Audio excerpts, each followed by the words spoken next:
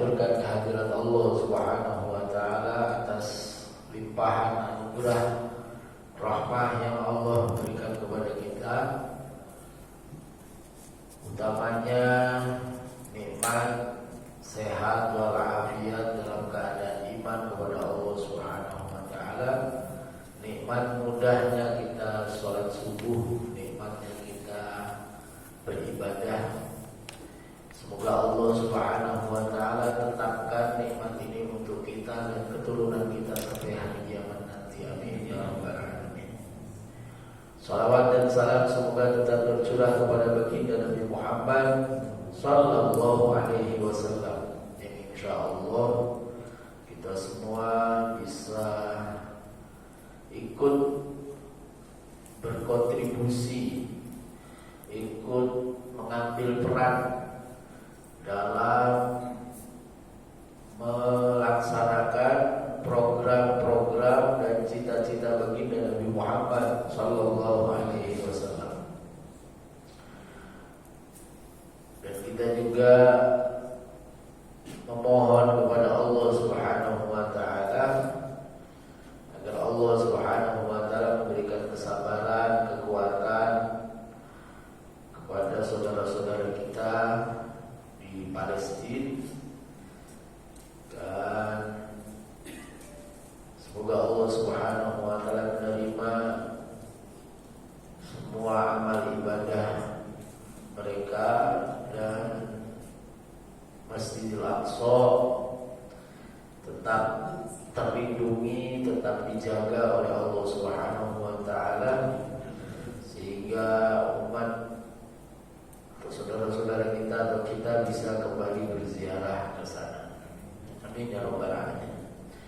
Bapak Ibu yang dengan Allah Subhanahu wa taala, pagi hari ini kita akan melanjutkan kajian tafsir kita setelah kita khatam suratul Fatihah. Kita akan lanjut ke suratul Baqarah. Sebetulnya sih ada dua, kalau saya belajar tafsir itu ada dua model.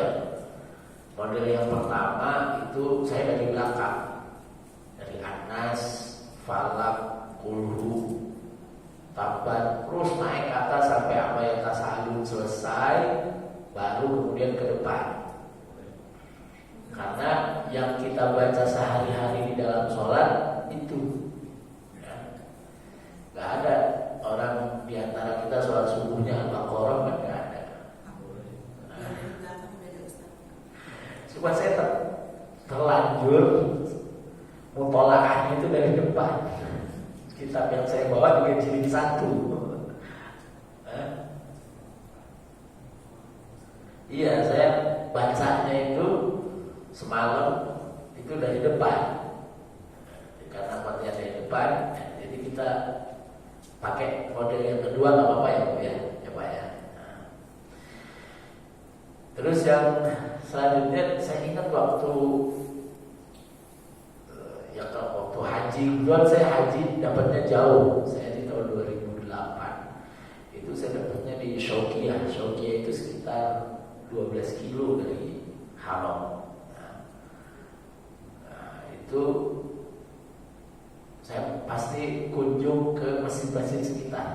Ternyata hampir di seluruh masjid di sekitar Mekah, ya, yang bukan masjid utama ya, bukan masjid bersejarah, bukan.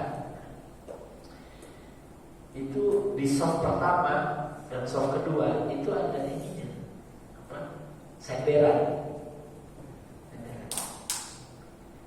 Jadi orang yang habis sholat itu, dia bisa zikir lama karena ada senderannya. Nah, kayaknya di sini perlu dikasih supaya nggak mikir ke sana. Kayak senderan di sini.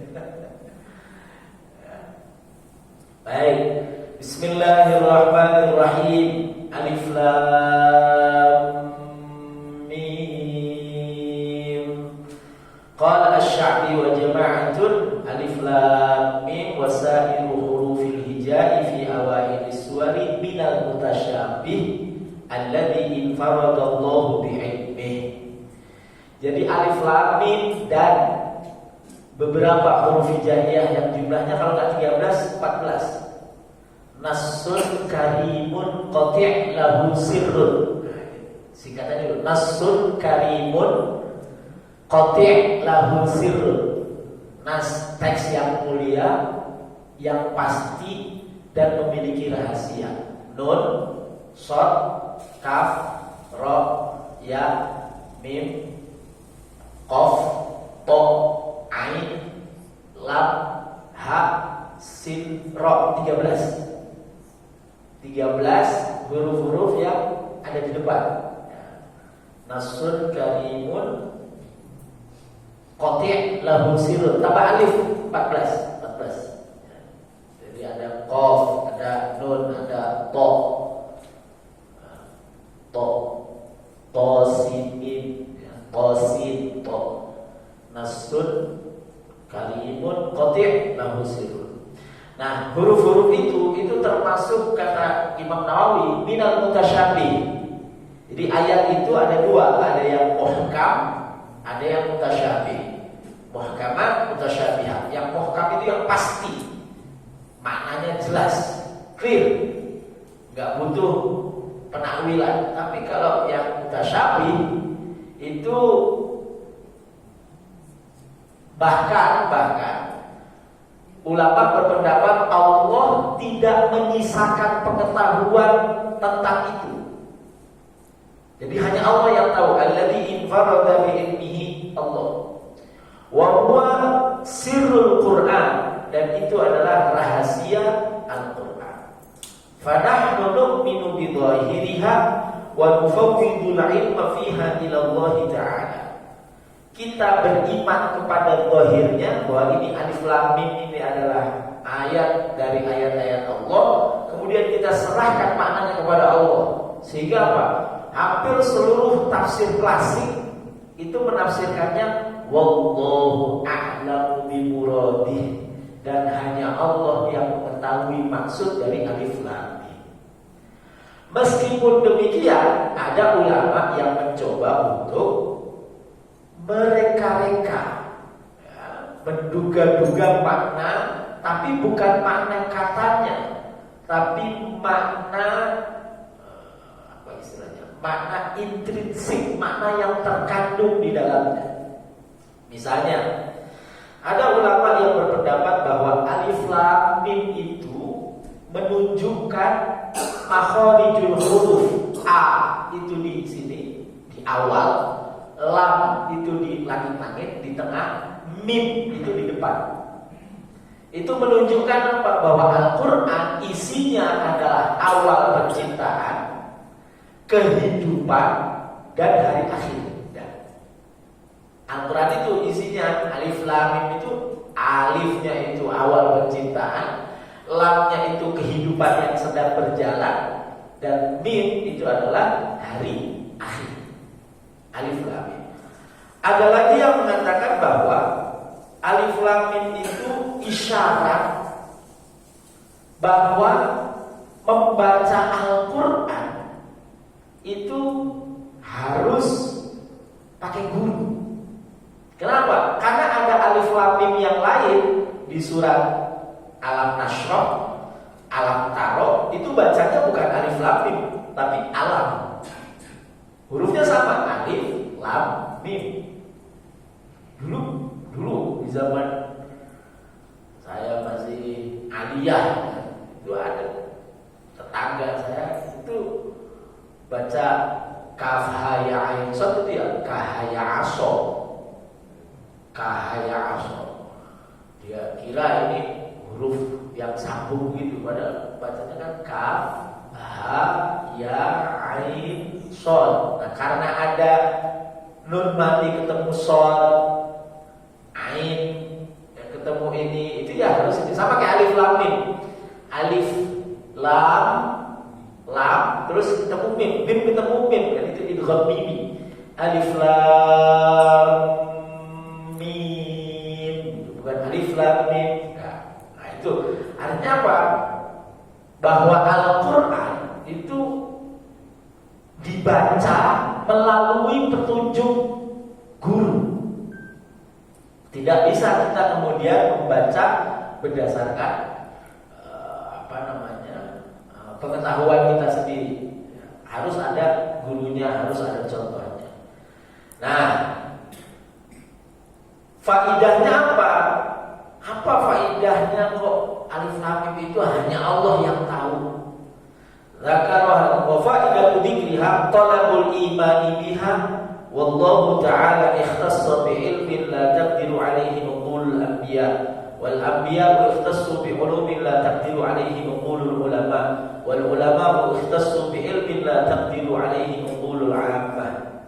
Jadi faedahnya yang pertama adalah kita tuh iman itu bukan karena kita tahu, justru karena kita gak tahu iman. Jadi iman itu bukan didasarkan pada pengetahuan. Iman itu berdasarkan, justru kan kita gak tahu alif lam mim artinya apa, ya gak tahu. Terus ya pokoknya saya iman bahwa ini adalah kalamullah. Bukan kemudian iman itu berdasarkan pengetahuan. Nah, nanti pada ayat alladzina yu'minuna bil ghaibi juga begitu. Iman kepada yang ghaib. Jadi yang kita enggak tahu itu justru kita iman. Kita tuh enggak tahu Allah. Kita enggak tahu malaikat.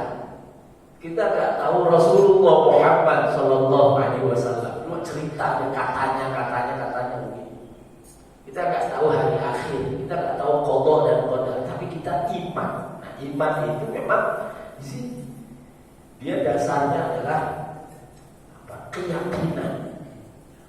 Keyakinan bukan berdasarkan pengetahuan. Nah, Allah Subhanahu wa taala itu, Imam Nawawi mengasih ibarat Allah Subhanahu wa taala itu mengkhususkan, kadang mengkhususkan ilmu yang hanya dipahami oleh para nabi. Oleh para nabi. Tidak diketahui oleh ulama. Para nabi itu mengkhususkan ilmu, ya, memberikan ilmu kepada ulama, meneruskan ilmu kepada ulama yang hanya diketahui oleh ulama, tidak diketahui oleh umum. Maka Al-Quran ini terbagi menjadi 4.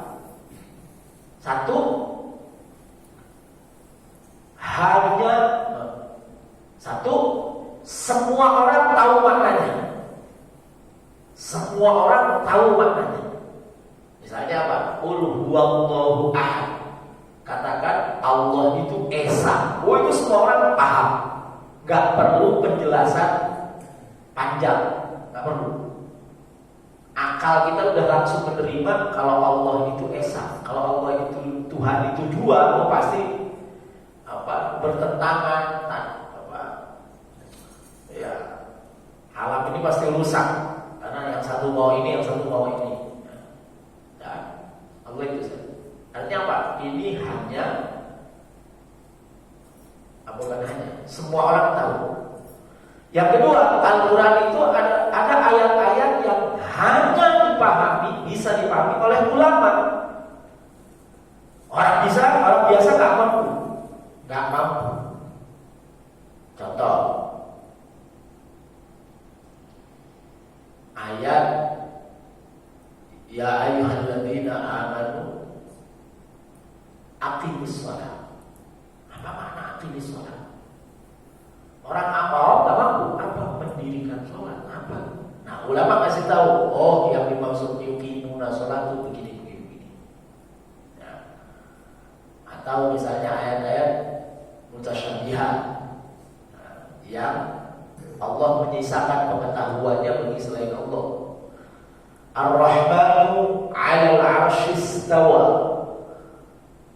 Allah berarti yang Maha Rahman di atas arsy istawa, bersemayam. Berarti Allah berarti tempatnya lebih besar dari Allah. Enggak mungkin. Itu akal orang awam enggak bisa. Ulama kemudian menafsirkan yang dimaksud istawa di situ adalah istaula, menguasai. Nah, kalau menguasai pas, jadi Allah menguasai arsy. Bukan bertempat di arsy, menguasai. Yang ketiga, Al-Quran itu berisi atau Al-Quran itu ada ayat-ayat yang hanya dipahami oleh para nabi. Ulama aja nggak mampu. Hanya para nabi yang tahu apa artinya. Nah, ini seringkali sahabat itu bertanya kepada Nabi, apa maksudnya ini ya Rasul? Apa maksudnya ya Rasul? Jadi kalau di dalam Sahih Bukhari itu hampir di setiap surat yang 114 itu ada penjelasan satu atau dua ayat dari Nabi untuk menunjukkan apa? Bahwa ini yang paham Nabi. Nah, yang keempat, ayat-ayat yang hanya Allah yang tahu maksudnya. Nabi gak tahu, ulama apalagi orang awam lebih gak tahu lagi. Nah, jadi kalau ada orang, mohon maaf, mengajak kita untuk kembali ke Al-Quran, itu artinya apa? Ajakan itu benar. Itu artinya apa? Mengajak kita untuk mengaji kepada ulama, gitu. Karena mayoritas ayat-ayat Al-Quran itu tidak dipahami oleh orang awam. Lalu saya itu belajar bahasa Arab dari SD. Sampai selesai S3 tuh melototinya kitab-kitab ini. Kalau suruh langsung baca Quran, ini maknanya ini, wah saya gak berani. Jadi 30 tahun lebih dari umur saya itu saya berkutat dengan ini. Kalau suruh menafsirkan, saya pakai pendapat ulama pasti. Gak bisa lihat sendirian.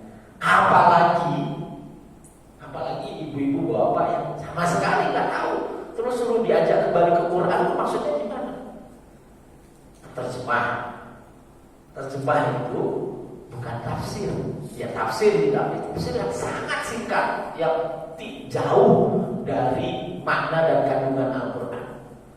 Bismillahirrahmanirrahim, dengan menyebut nama Allah yang pengasih dan penyayang. Apa bedanya pengasih sama penyayang? Oh, kalau ngasih sayang, susah.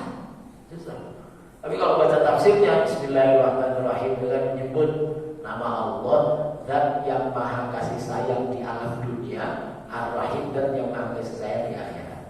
Paham kita? Dari mana tafsirnya begini? Allah sendiri yang bilang, wa kana bil mu'minina rahimah. Allah itu sayang sama orang-orang mukmin, kalimatnya rahim. Oh, berarti di akhirat nanti. Kalau di dunia semua dapat. Nah, itu kan tafsir. Jadi kita paham makna bismillah dan seterusnya. Jadi itu. Wa qala Abu Bakar radhiyallahu taala anhu fi kulli kitabin sirrun wa sirrullah fil Qur'ani awalil suwar. Kata sahabat Abu Bakar, setiap kitab suci itu ada rahasianya. Dan rahasia Allah di dalam Al-Qur'an adalah awal-awal surah. Alif Lam Mim. Dzalikal kitabu la raiba fihi hudan lil muttaqin. Ada dua cara bacanya. Yang pertama, dzalikal kitabu la raiba fihi hudan lil muttaqin. Cara yang kedua, dzalikal kitabu la raib fihi hudan lil muttaqin. Maknanya beda. Kalau dzalikal kitabu la raiba fihi, inilah kitab atau itulah kitab, kalau diterjemahkan ini. Padahal dzalika itu. Tapi diterjemahkannya hampir semua terjemahan bilangnya ini. Inilah kitab. Untuk menunjukkan apa? Untuk menunjukkan bahwa Al-Quran itu meskipun dia jauh dari jangkauan manusia, tapi petunjuknya dekat. Meskipun dia itu jauh dari jangkauan manusia, Al-Quran itu kan kalamullah. Kita nggak bisa menjangkau Al-Quran. Saking mulianya Al-Quran, saking istimewanya Al-Quran, luhurnya Al-Quran, tapi petunjuknya dekat. Nah, dzalikal kitabu la raiba, tidak ada keraguan fihi, di dalamnya. Titik. Tidak ada keraguan di dalamnya. Hudan, Al-Quran itu adalah petunjuk lil muttaqin, bagi orang yang bertakwa. Itu kalau cara baca pertama. Kalau cara baca kedua maknanya begini. Dzalikal kitabu la raib. Inilah kitab atau itulah kitab yang tidak boleh diragukan. Tidak boleh dilakukan. Kalau tadi tidak ada keraguan, kalau ini larangan, tidak boleh dilakukan. Fihi, di dalamnya, hudan lil muttaqin, ada petunjuk bagi orang-orang bertakwa. Gitu ya. Kita bacanya yang mana? Biasanya yang pertama, dzalikal kitabun la raiba fihi hudan lil muttaqin. Biasanya di mushafnya titiknya 3 ya. Ada di raib sama fihi. Nah itu sebaiknya berhenti di salah satunya. Sebaiknya berhenti di salah satunya. Ai hadzal kitabu alladzi yuqri'uhu 'alaikum rasuli Muhammadun la syakka fi annahu min 'indi. Maksudnya apa? Bahwa kitab ini yang disampaikan. Nah, jadi qiraah itu beda dengan tilawah.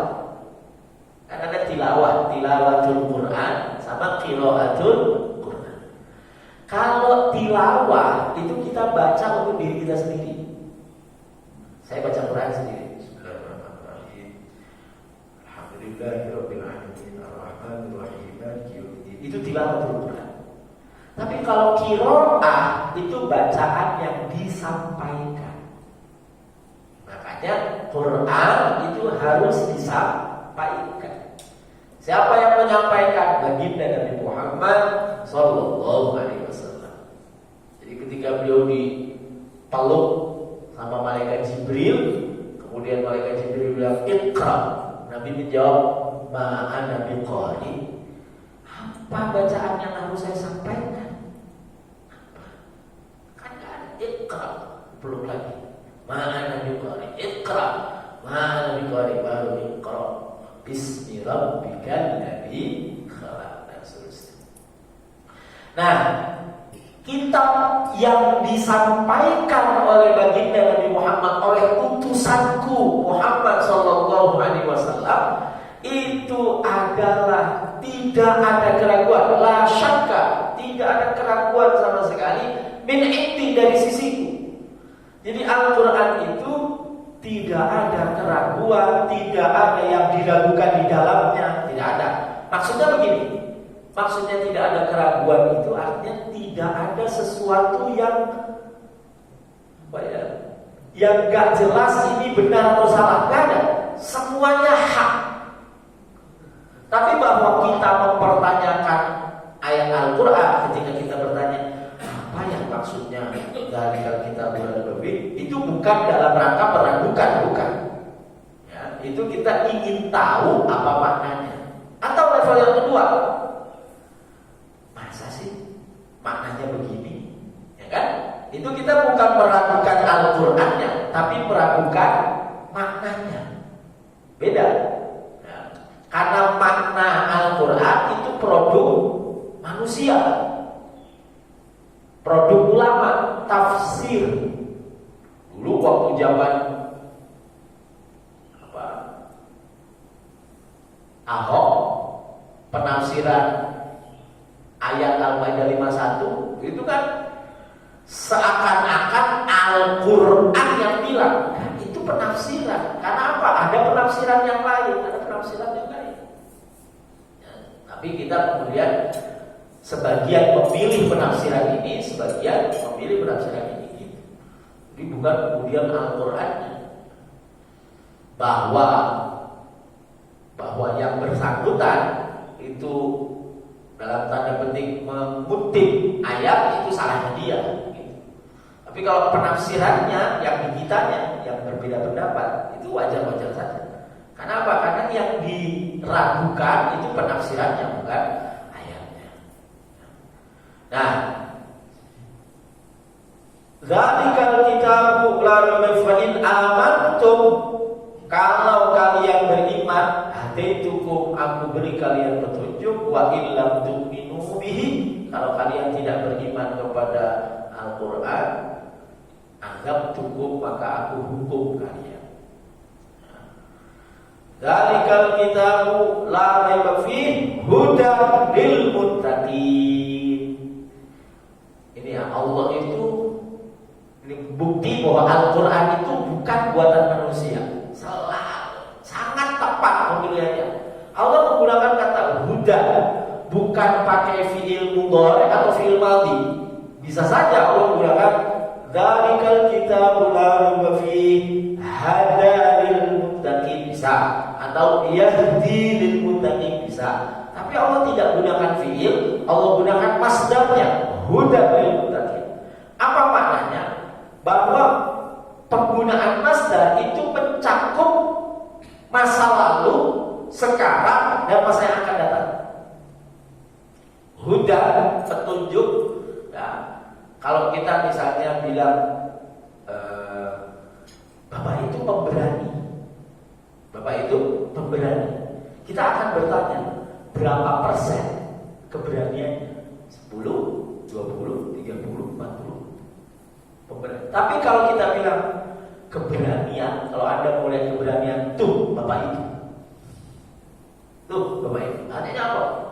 Mutlak 100%. Nah, Al-Quran itu hudan mutlak 100%. Dan bukan hanya teori, sudah terbukti dulu di zaman Nabi orang mendapatkan petunjuk dari Al-Quran. Sepanjang zaman sampai hari ini orang mendapatkan petunjuk Al-Quran, dan kelak sampai hari kiamat orang akan tetap mendapatkan petunjuk dari Al-Quran. Artinya apa? Al-Quran ini sungguh-sungguh adalah petunjuk pure, 100% petunjuk.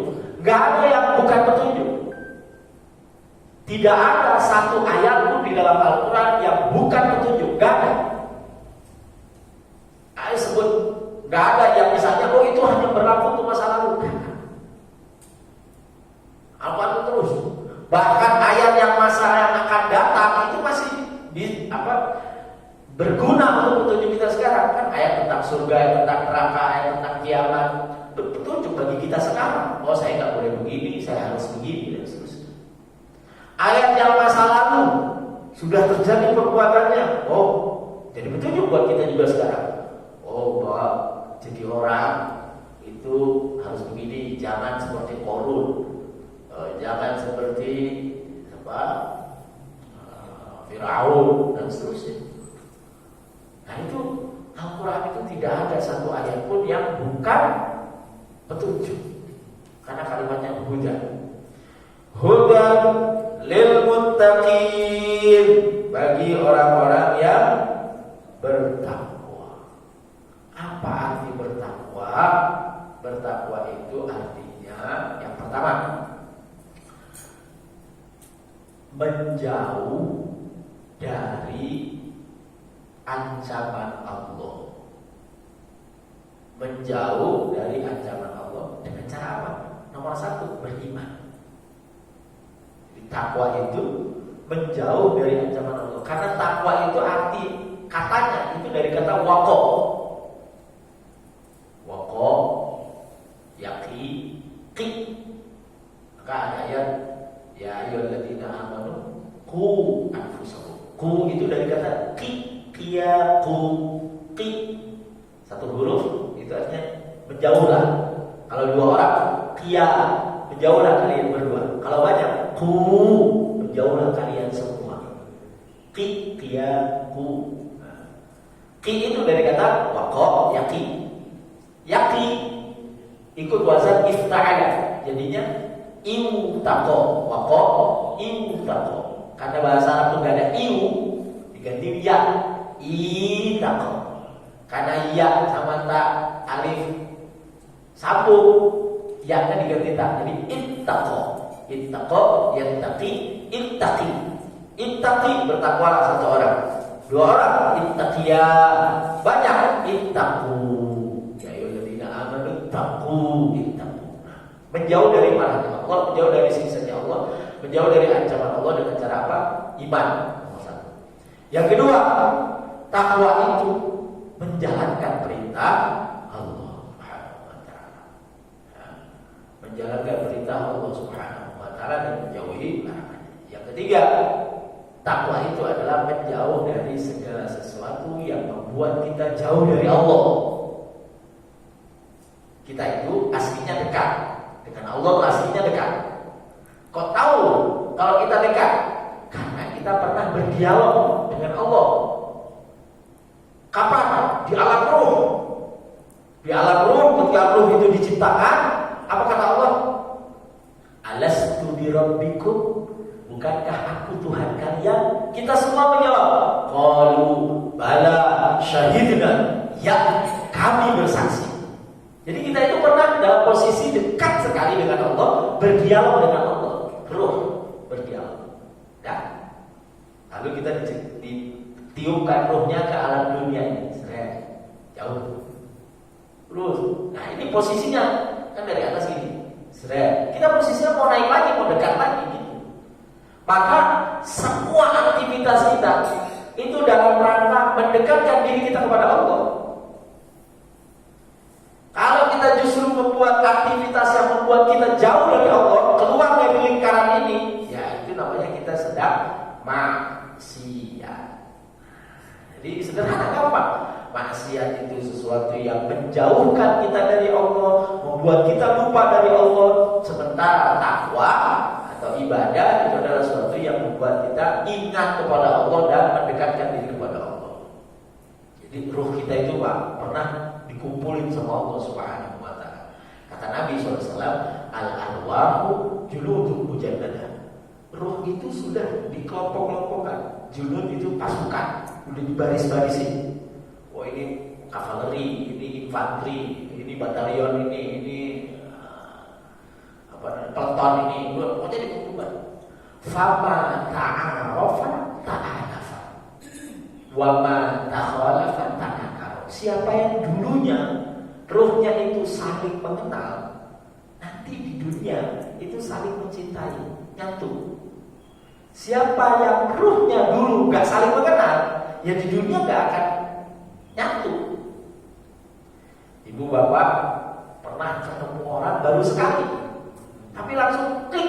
Nah itu ruhnya dulu nyatu. Dia aja ngomong enak, pokoknya itu ya. Dan ketemunya ya orang begitu-begitu aja. Ketemu di sini orang begini, begini. Ya udah kalau sekelompoknya begitu. Tapi bapak ibu punya teman mungkin udah 20 tahunan gak akur. Mana gak akur? Pokoknya kalau dia A kita B. Nah itu berarti di alam rohnya memang gak nyatu. Nah orang bertakwa itu adalah orang yang mendekatkan diri kita kepada Allah Subhanahu wa ta'ala. Kenapa? Karena kita pernah dekat. Lalu yang membuat kita jauh dari Allah apa? Maksiat. Kan? Dulu Nabi Adam ketika dekat sama Allah, kalimatnya gini Allah. Wa qulna ya Adam uskun anta wa zawjuka jannah. Wa qulna li Adam ya Adam uskun anta wa zawjuka jannah. Wahai Adam, tinggallah kamu dan pasanganmu, kita sebutnya Hawa, di surga. Wa kulu minha ragadan haitsu syi'tuma. Silakan makan apa saja yang kamu mau. Wala taqraba hadhihi syajarah. Jangan dekati pohon ini. Ini teman-teman. Begitu Adam tergoda, bahasanya bukan tergoda, tertipu oleh iblis, karena Adam gak punya bayangan ada yang bersumpah pakai nama Allah bohong. Adam gak punya pengetahuan itu, dia tertipu. Apa kalimat Allah Subhanahu wa ta'ala? Wa nudiya, dan diseru. Diseru itu kan berarti jauh. Antil kasyajarah, antil kasyajarah, dari pohon itu. Nah, sebutan orang itu, bukan ini. Yang tadinya ini jadi itu. Itu menunjukkan apa?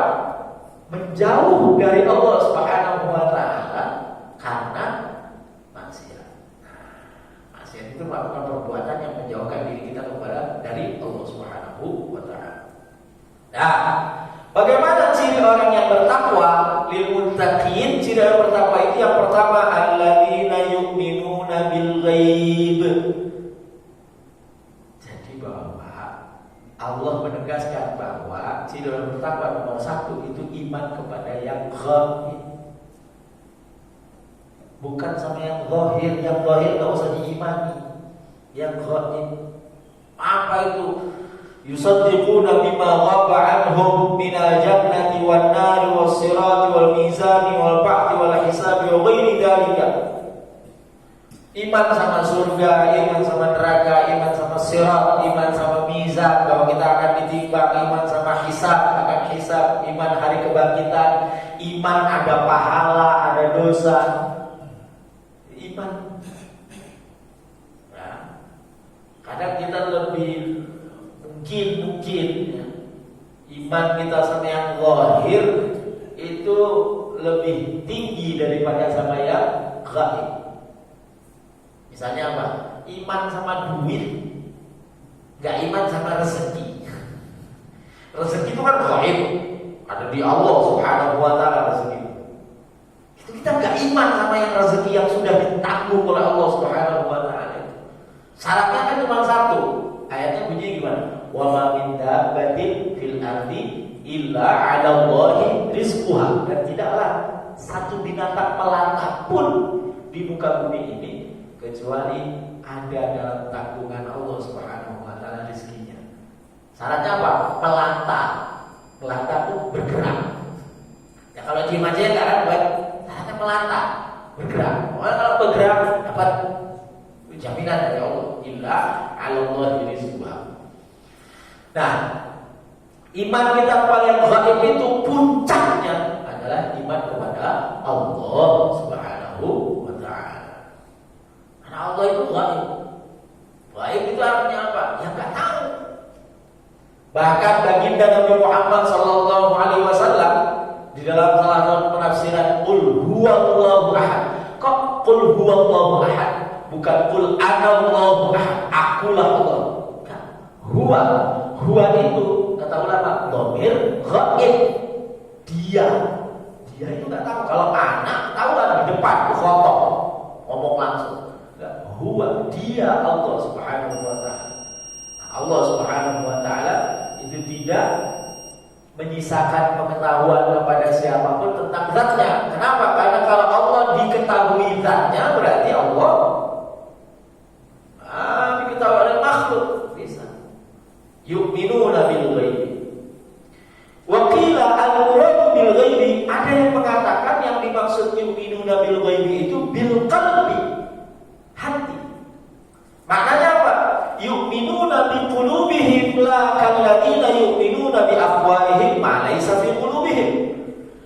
Ciri orang bertakwa itu adalah yu'minuna bil ghaibi, dia beriman dengan hatinya, bukan dengan mulutnya sebagaimana orang-orang munafik. Orang munafik itu ngomong di mulut, hatinya enggak ada. Ada lagi yang menafsirkan yu'minuna bil ghaibi itu adalah beriman di saat sendirian, di saat ghaib, bukan di saat keramaian. Di saat keramaian sholat ngomongnya bagus segala macam, giliran sendirian enggak. Nah, itu gimana imannya? Imannya cuma biar kelihatan sama orang. Yu'minuna bil ghaibi. Ciri yang kedua orang yang bertakwa, wa yuqimuna sholata. Nah ini mungkin dulu ya yang terjemah itu berangkat dari kata koma. Koma itu berdiri, wa yuqimuna, kemudian dan orang-orang yang mereka mendirikan sholat.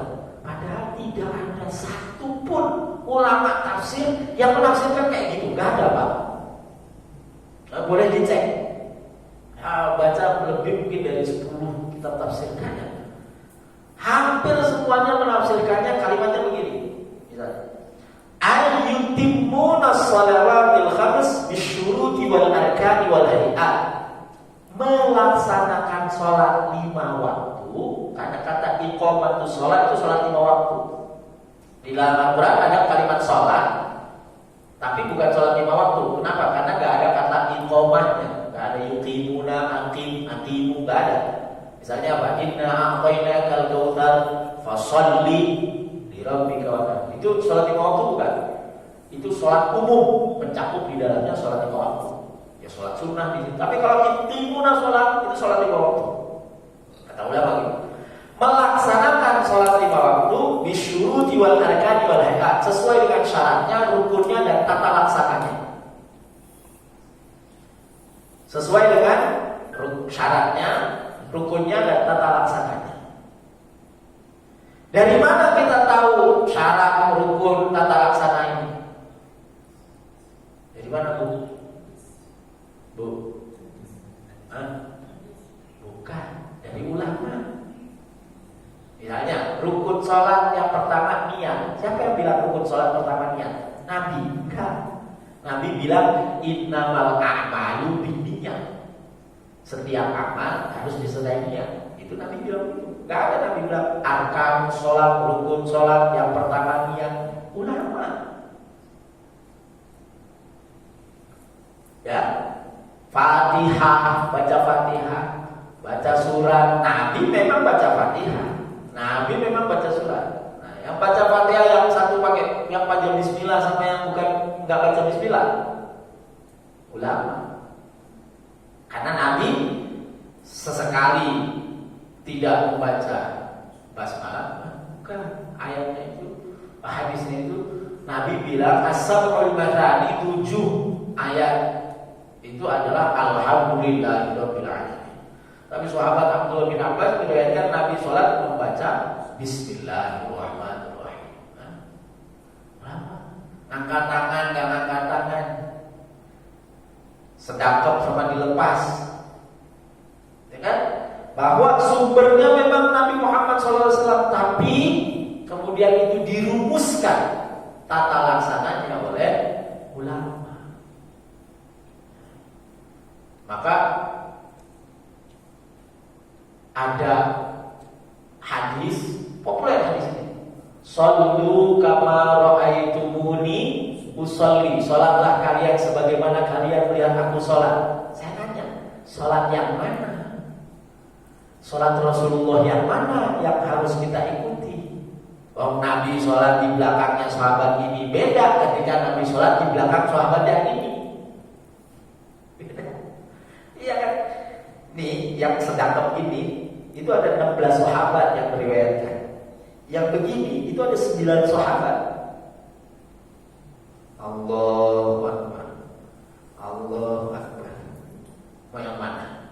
Ibu yang mana? Ya bisa gitu. Kita ikut imamnya. Kata Nabi SAW, ya hadis sahih, ju'ilal imamu liyutamma bihi. Imam itu dijadikan untuk diikuti. Bahkan imam salah kita ikut. Imam salah kita ikut. Ya kan? Imam lupa habis baca surat, jadi bulan langsung dia sujud. Kita ngapain? Subhanallah. Gak bangun juga. Subhanallah. Gak bangun juga. Subhanallah. Bangun juga. Udah kita ikut itu. Sujud. Gak kemudian kita rukuk sendiri, tidak sendiri. Nah, ikut imam. Bahkan ketika dia salah, selesai sholat kita bilang sama imamnya, imam, tadi rakaat pertama gak ada rukuk sama i'tidal. Terus imamnya bilang, enggak, saya rukuk i'tidal.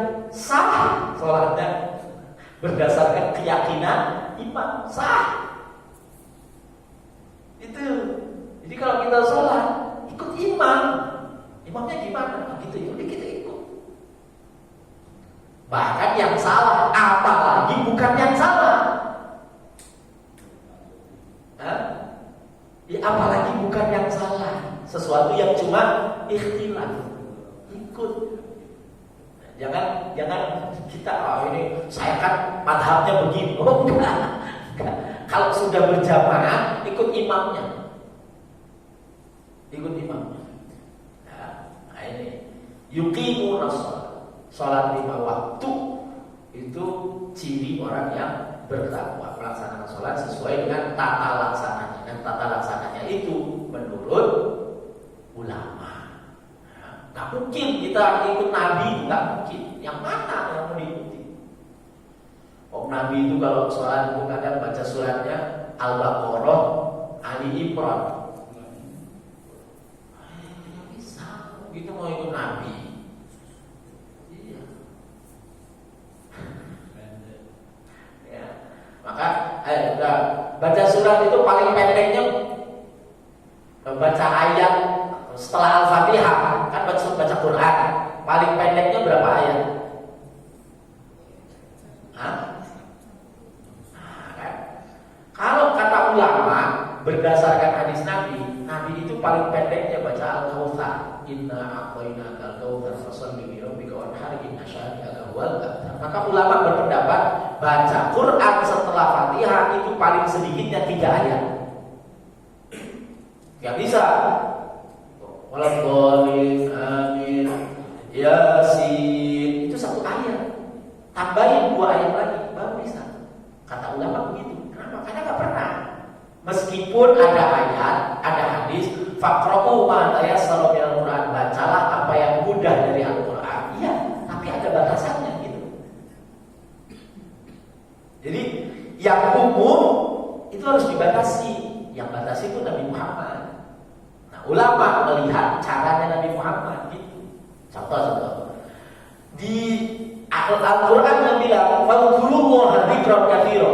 Zikirlah kepada Allah sebanyak-banyaknya. Tapi habis sholat subhanallah berapa? 33. Dibatasi. Bolehkah kita baca 39? Atau banyakin sekalian 72? Subhanallah 72. Nanti alhamdulillahnya 47. Allahu Akbarnya ya karena Allahu Akbar apa ini 103. Boleh kan? Nah, boleh. Kenapa? Itu tuh bilangan itu ditentukan oleh Nabi, adat ditentukan oleh Nabi untuk mengontrol diri kita supaya kita gak menuruti nafsu. Gitu. Ada bilangannya segini. Kalau nggak 33 berapa? Riwayatnya Abu Hurairah atau Abdullah bin Abbas 10. Jadi pilihannya cuma 2 itu. Kalau lagi buru-buru 10, kalau nggak buru-buru 33. Nah, tata laksana itu atau adat bilangan itu adalah mengkhususkan sesuatu yang ciri yang ketiga, wa mimma razaqnahum yunfiqun, wa mimma dan sebagian dari apa razaqna yang kami rezekikan hum kepada mereka yunfiqun mereka berinfak ay mimma a'tainahum minal amwali yaitu sebagian dari apa yang kami berikan kepada mereka minal amwali dari harta yang tasaddaquna mereka bersedekah bi ta'atillahi ta'ala karena taat kepada Allah Subhanahu wa taala. Perhatikan kalimatnya Pak. Wa mimma sebagian dari apa yang Allah rezekikan, sebagian. Enggak semuanya. Saya enggak setuju dengan ada orang yang mensedekahkan seluruh hartanya. Iya, kalau levelnya Abu Bakar boleh. Sahabat Abu Bakar itu ketika ditanya sama Nabi, kok disedekahin semuanya? Jawab sahabat Abu Bakar gampang, saya punya engkau. Ada Allah dan Rasulnya apa yang saya khawatirkan? Oh itu imannya sahabat Abu Bakar. Sahabat Utsman separuh. Ketika ditanya jawabannya sama. Tapi saya kan masih ada separuh ya Rasul. Dan saya punya Allah dan Rasul. Jadi kalau imannya belum sampai sahabat Abu Bakar, ya jangan coba-coba. Ada anjuran bersedekah, terus langsung sertifikat rumah, BPKB mobil, taruh di situ. Jangan coba-coba. Kalau imannya belum seperti sahabat Abu Bakar. Yang kedua, karena kalimatnya wa mimma razaqnahum sebagian berarti dia sudah selesai urusan dirinya, urusan keluarganya sudah selesai, ada lebihnya, nah itu yang diinfakkan. Ada lebihnya, itu yang diinfakkan. Itu artinya apa? Kata ulama tafsir, ayat ini mendorong orang itu untuk ikhtiar dan kasih usaha mencari harta agar dia punya lebihan untuk infak gitu. Isyarat ilal ikhtiyar wal kasb. Sebab orang itu punya 3 level dalam urusan mengeluarkan harta. 1, zakat. Zakat itu orang punya kelebihan harta, kelebihannya mencapai nisab dan haul, maka dia zakat. Infak itu orang punya kelebihan harta berdasarkan hadis ini, tapi nggak capai nisab zakat. Ada, lebih ada, tapi nggak mencapai nisab zakat. Infak. Nah kalau sedekah itu orang nggak punya kelebihan harta, nggak punya kelebihan harta, maka dia tetap wajib sedekah. Artinya apa? Orang yang wajib zakat itu udah pasti dia infak dan sedekah. Kalau udah dia kena wajib zakat, itu pasti dia infak, pasti dia sedekah. Tapi minim-minimnya orang itu nggak mungkin nggak sedekah. Sampai ada Nabi bilang apa? Senyummu sedekah, kamu menyingkirkan diri dari jalan sedekah, kamu baca istighfar sedekah, kamu nolong orang naik ke atas kendaraannya sedekah, kamu mendamaikan dua orang sedekah, itu. Saking nggak ada peluang bagi kita untuk tidak sedekah. Tapi berdasarkan ayat ini, wa mimma razaqnahum yunfiqun, sebagian dari apa yang kamu rezekikan maka berinfaklah, bersedekahlah. Yang wa huwa Abu Bakar as-Siddiq wa ashabuh. Dan orang-orang yang seperti ini itu diantaranya disebut dahulu adalah sahabat Abu Bakar dan para sahabat. Walladzina, ciri yang keempat, walladzina yu'minuna bima unzila ilaika wa ma unzila min qablik. Dan orang-orang yang bertakwa adalah orang-orang yang beriman kepada apa yang diturunkan kepadamu Muhammad minal Qur'an, yaitu Al-Qur'an, wa ma unzila min qablik, dan apa saja yang diturunkan kepada orang-orang sebelummu, nabi-nabi sebelummu, yaitu ala sayyidina minat Taurati wal Injili waz Zaburi wa ghairiha min sa'iril kutubi sabiqah ala Al-Qur'an, dan kitab-kitab lain. Jumlah nabi itu kata ulama ada 124.000. Jumlah rasul, nabi dan rasul itu ada 313. Yang wajib diketahui 25. Dari 25 itu yang menerima kitab 4. Nabi Daud, Zabur, Nabi Musa, Taurat, Nabi Isa, Injil, Nabi Muhammad, Al-Quran. Yang lain terima apa? Menerima wahyu dan suhuf, lembaran-lembaran. Yang 4 yang wajib diketahui dari 25 Nabi dan Rasul itu, 4 yang wajib diketahui: Zabur, Taurat, Injil, Quran. Zabur itu isinya puji-pujian, kidung, memuji Allah, pujian Allah. Makanya Nabi Daud itu senang qasidah, senang ini. Dia suaranya itu cakep. Ya, makanya orang qori-qori itu biasa sholawatnya Nabi Daud juga ikut disolawati. Baca Fatihah untuk Nabi Daud. Dia punya seruling. Ya. Nabi bilang mizmarun min mazamiri Daud. Suara sahabat itu pernah Nabi bilang suara kamu itu seperti seruling dari seruling-serulingnya Nabi Daud, saking indahnya. Taurat itu isinya hukum. Kamu gak boleh ini, gak boleh ini, gak boleh ini, gak boleh ini. Injil itu isinya akhlak. Al-Quran menggabungkan itu semua plus kisah-kisah plus cerita masa yang akan datang. Jadi ada ujian, ada hukum, ada akhlak, ada plus cerita masa lalu dan masa depan. Nah, kita harus iman semua sama semuanya. Dan yang terakhir, ciri yang kelima, wabil akhirati hum yuqinun. 4 sebelumnya itu kata kerjanya dulu, yu'minuna bil ghaibi wa yuqimuna as-shalah mimma razaqnahum yunfiqun.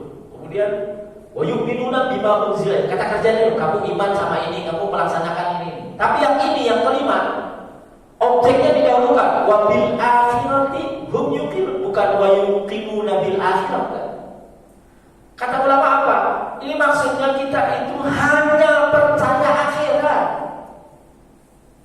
Dunia nggak usah dipercaya.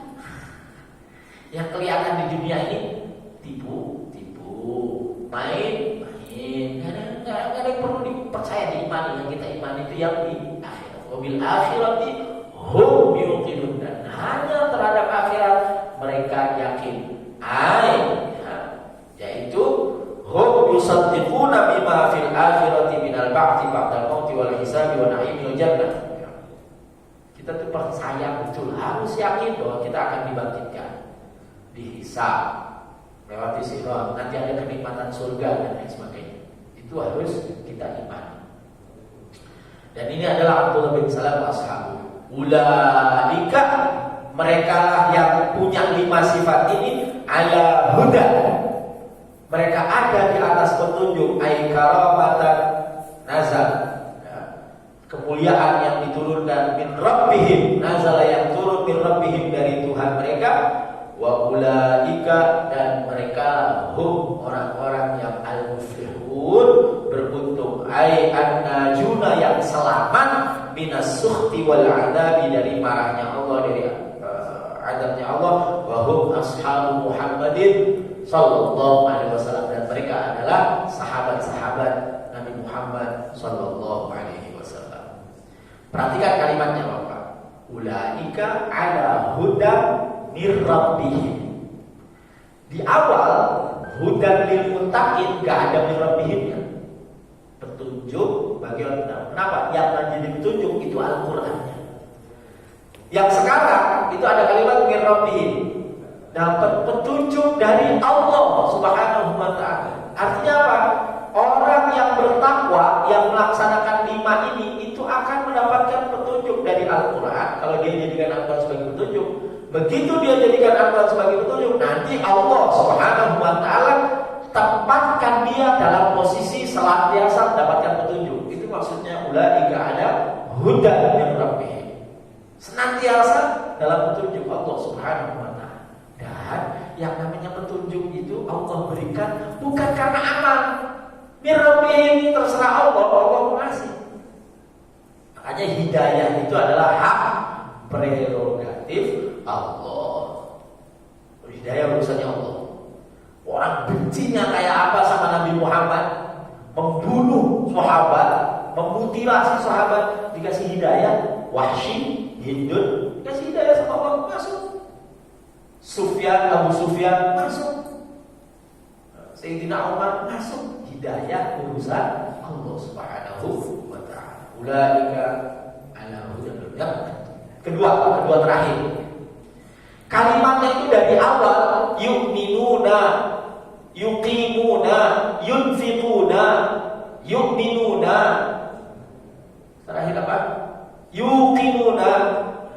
Semuanya fi'il mudhari, kata kerja yang menunjukkan perbuatan itu sedang dan terus-menerus dilakukan. Artinya apa? Takwa itu proses. Orang bertakwa itu harus terus dijalankan. Terus-menerus beriman, terus-menerus sholat, terus-menerus infak, terus-menerus iman kepada kitab suci, terus-menerus iman kepada akhirat. Jangan biarkan sesaat pun kita tidak dalam kondisi 5 itu. Senantiasa. Bahwa imannya kadang naik, kadang turun, sholatnya juga kadang semangat, kadang pas ini. Pokoknya terus lakukan. Jangan berhenti. Nah, kalau itu yang terjadi, ulaika ala hudan min rabbihim wa ulaika humul muflihun. Semoga kita semua bisa menjalankan istiqomah, menjalankan 5 ciri orang yang bertakwa ini. Kemudian kita disebut sebagai orang yang bertakwa. Jadi orang bertakwa itu bukan level Pak ya. Oh, kalau sholatnya begini baru takwa. Enggak.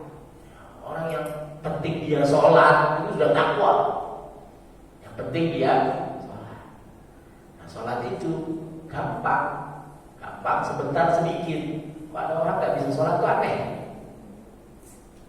Ya, orang nggak bisa sholat itu aneh.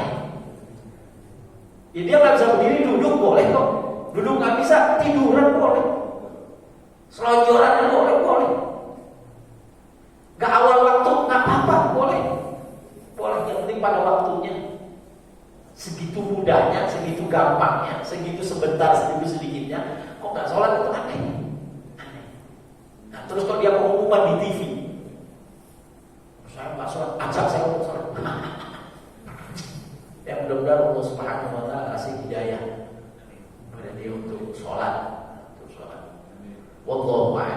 Bismillah, alhamdulillahirabbil alamin. Silakan Bapak kalau ada yang mau ditanya. Ibu. Kalau nggak ada kita tutup dengan doa. Ada ya. Bismillahirrahmanirrahim. Alhamdulillahirabbil alamin. Hamdan yuwafi ni'amahu wa yukafi mazidah. Ya Rabbana lakal hamdu kama yanbaghi li jalali wajhika wa 'azimi sultanik. Allahumma shalli ala sayyidina Muhammad salatan tunjina biha min jami'il ahwali wal afat, taqdiruna biha jami'al hajat, wa tudahhiruna biha min jami'is sayyi'at, wa tarfa'una biha indaka 'ala darajat, wa tuballighuna biha aqsa ghayat min khairati bil hayati ba'da al-mamat. Allahumma ighfir lana wa li walidina wa li mashayikhina wa li ahlina wa li ikhwanina minal muslimina wal muslimat wal mu'minina wal mu'minat. Ya Allah, innaka 'afuwwun ghafur. Ya Allah, berilah manfaat atas apa yang telah Engkau ajarkan kepada kami dan ajari kami apa yang bermanfaat untuk kami. Ya Allah, kami titipkan apa yang telah Engkau ajarkan kepada kami dan kembalikanlah kepada kami saat kami membutuhkannya. Ya Allah, mudahkan urusan kami, sembuhkan penyakit kami, zahir dan batin kami, kabulkan hajat kami, penuhi kebutuhan kami, sampaikan kami pada cita-cita kami dunia dan akhirat kami. Ya Allah, dan Kau ridho atas itu semua. Ya Allah, berilah pertolongan kepada saudara-saudara kami di Palestina. Ya Allah, nasran azizah wa fathan qariba ajilan ajilan bi rahmatika ya arhamar rahimin. Allahumma tsabbit aqdamahum. Ya Allah, tetapkan langkah mereka, berikan mereka kesabaran, kekuatan. Ya Allah, ya Allah, jadikanlah mereka ya Allah orang-orang yang lemah, orang-orang menjadi orang-orang yang kuat. Ya Allah, kembalikanlah kehormatan mereka. Ya Allah, lindungi mereka. Ya Allah, lindungi mereka. Ya Allah, lindungi mereka. Ya Allah, Rabbana taqabbal minna innaka antas samiul alim wa tub 'alaina innaka antat tawwabur rahim. Rabbana atina fid dunya hasanah wa fil akhirati hasanah wa qina adzabannar. Wa sallallahu ala sayyidina